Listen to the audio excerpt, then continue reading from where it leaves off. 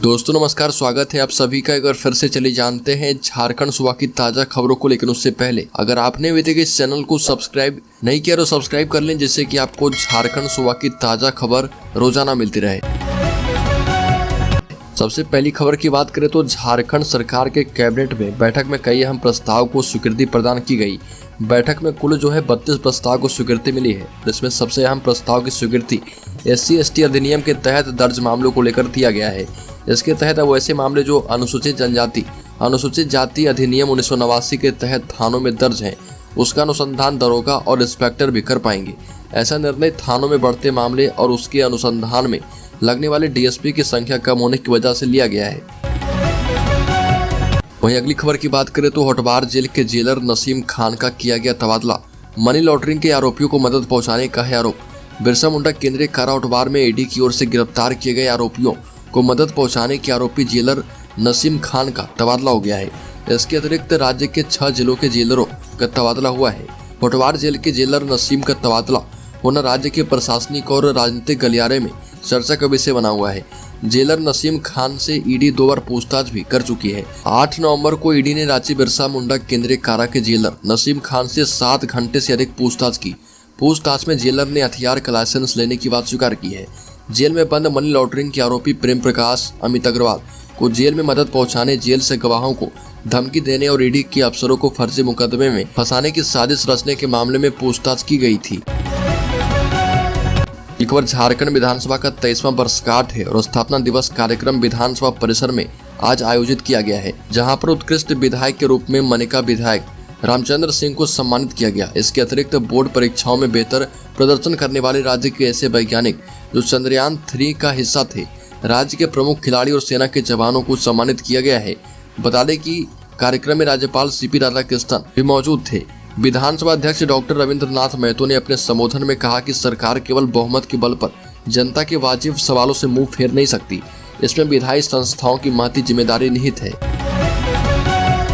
वहीं अगली खबर की बात करें तो उत्तरकाशी टनल हादसे में फंसे झारखंड के मजदूरों के लिए बड़ी खुशखबरी।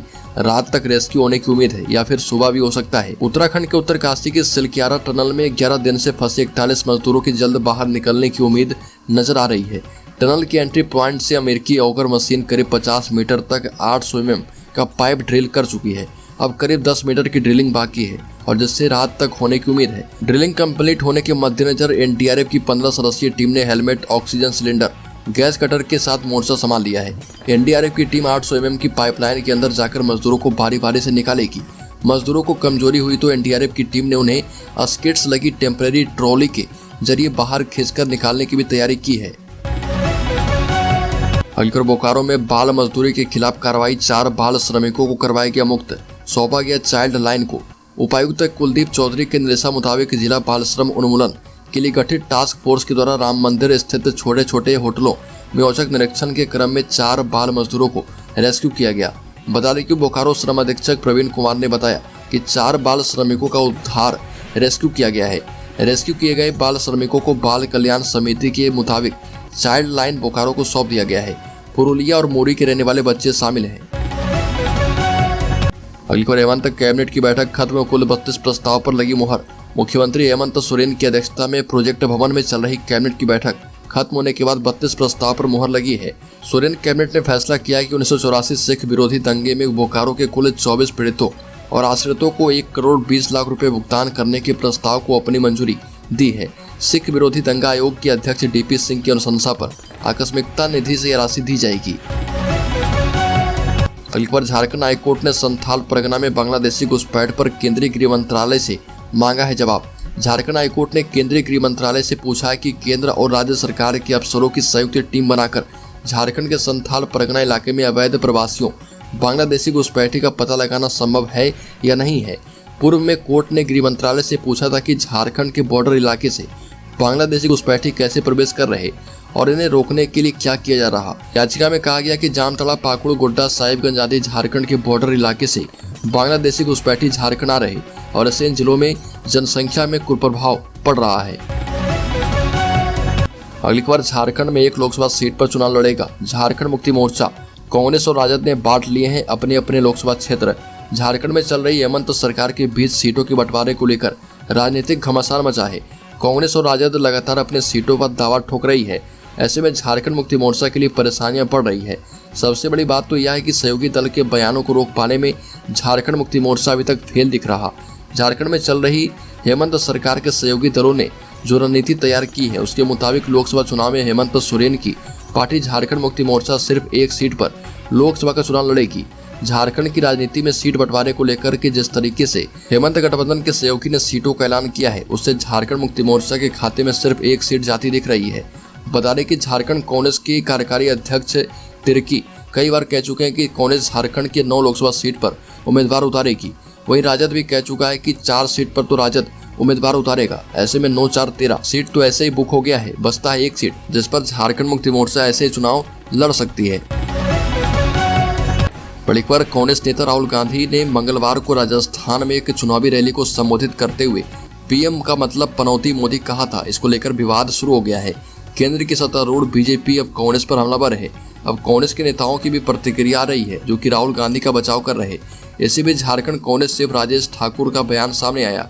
राजेश ठाकुर ने कहा कि राहुल गांधी जी जब भाषण दे रहे थे तब लोग मोदी पनौती का नारा लगा रहे थे। उस पर उन्होंने कहा कि पीएम मतलब पनौती मोदी, इसमें कोई अतिशयोक्ति की बात तो है नहीं। राजेश ठाकुर ने कहा कि खुद से अपना नाम रखा है और खुद एडवर्टीजमेंट करवा रहे। बिना पैसे के पूरे देश में उनका नाम हो गया है तो इतनी घबराहट और बेचैनी क्यों है।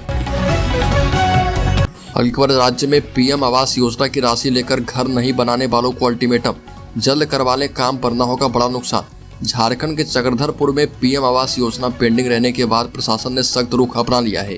चक्रधरपुर प्रखंड के सुरबोड़ा पंचायत में प्रधानमंत्री आवास योजना सबसे ज्यादा अधूरे हैं। ऐसे में बीडीओ सीमा कुमारी ने एक हफ्ते में निर्माण कार्य पूरा करने का अल्टीमेटम दिया। जानकारी के मुताबिक बीडीओ सीमा कुमारी टोकलो थाना पुलिस के साथ पीएम आवास योजना की जांच करने के लिए प्रखंड के सुरबोड़ा पंचायत स्थित लक्ष्मी पोसी एवं जयपुर गांव पहुंची और इस दौरान अधूरे आवास को देखा और संबंधित लाभुकों से मिली। इस दौरान एक सप्ताह में निर्माण कार्य पूरा करने का अल्टीमेटम दिया गया है।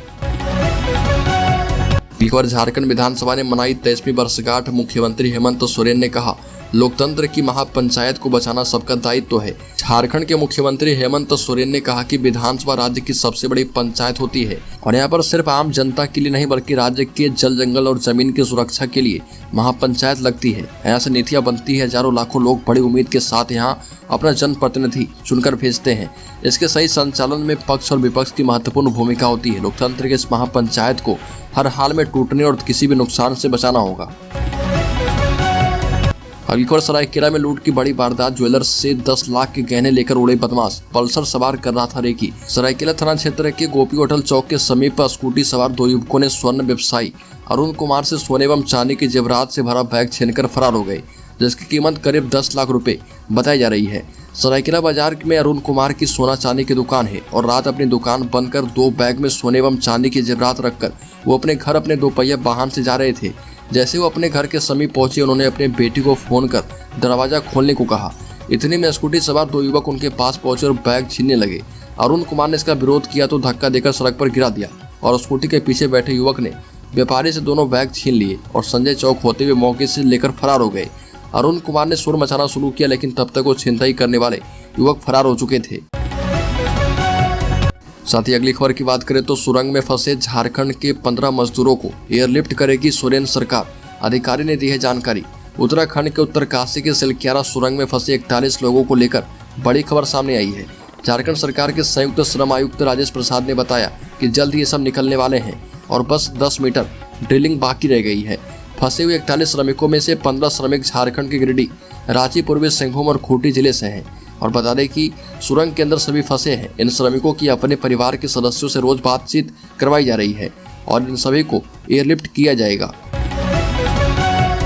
अगली खबर, झारखंड चुनाव के लिए पूरी तरह रहे तैयार। मुख्यमंत्री हेमंत सोरेन ने दिया कार्यकर्ताओं को संदेश। झारखंड के मुख्यमंत्री हेमंत सोरेन ने झारखंड मुक्ति मोर्चा नेताओं और संगठन के कार्यकर्ताओं को कहा कि लोकसभा चुनाव के लिए पूरी तरह तैयार रहें और पार्टी के राज्य, जिला और प्रखंड इकाई के पदाधिकारी के साथ वीडियो कॉन्फ्रेंसिंग के माध्यम से चर्चा के दौरान गांव-गांव जाकर सरकार के कार्य को जन जन तक पहुंचाने की अपील की। मुख्यमंत्री हेमंत सोरेन ने कहा कि झारखंड सरकार आम जनता के हर सुख दुख में साथ रही है, लेकिन भाजपा कभी ईडी तो कभी सीबीआई के नाम पर सरकार को बदनाम करती है। बड़ी खबर, झारखंड को मिला 3 ट्रेनों का सौगात। राष्ट्रपति द्रौपदी मुर्मू ने दिखाई हरी झंडी। राष्ट्रपति द्रौपदी मुर्मू ने कहा कि आदिवासी के विकास पर केंद्र सरकार पूरी तरह गंभीर है और विशेष ध्यान दे रही है।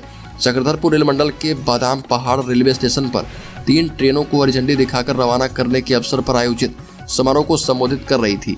राष्ट्रपति ने कहा कि आदिवासी खुद अपने विकास के लिए आगे नहीं आएंगे तो उनका विकास संभव नहीं है। ऐसे में उन्होंने योजनाओं का लाभ उठाकर विकसित भारत अभियान में खुद को शामिल कर लेना चाहिए। राष्ट्रपति मुर्मू ने कहा कि आदिवासी के विकास के लिए केंद्र सरकार बादाम पहाड़ और रायंगपुर में एकलव्य विद्यालय का निर्माण करवा रही है। यहाँ आदिवासी बच्चों को रहने और खाने के साथ साथ पढ़ाई की सुविधा मिलने वाली है।